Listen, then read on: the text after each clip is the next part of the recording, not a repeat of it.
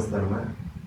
Нұрлыхан Бекболатовтың атындағы Маңғыстау мемлекеттік колледжінде өндіріс оқытушы Құдайберген Исламбек боламын.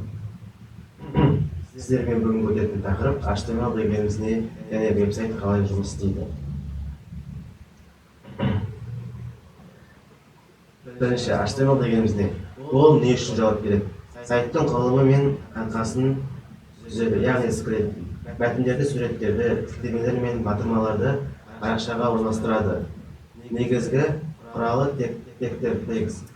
Веб-браузерге ақпаратты қалай көрсету керектігін арнайы кодтар арқылы шығаруға болады. Мысалы, H1, IMG деген сияқты. Веб-сайттың негізгі үш тағаны HTML, CSS, JavaScript. Бұл үшеуі веб-браузердің толықтай жұмыс жасауына көмектеседі. Сайт тек HTML-ден тұрмайды. Толыққанды жұмыс үшін үш технология бірге қолданылады.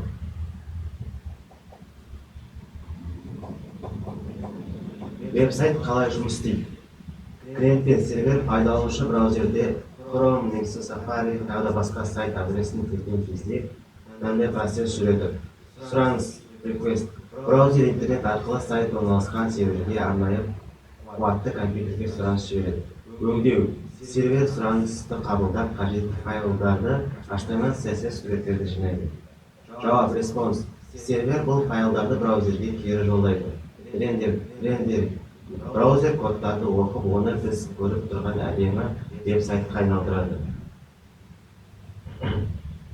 Қысқаша осы қорытындылай HTML кез келген веб-сайттың негізгі, онсыз интернеттердегі бір парақша өмір сүрмейді. Заманауи веб-сайттар бұл кодтардың дизайнының және серверлік технологиялардың күрделі әрі үйлесімді жұмысының нәтижесі.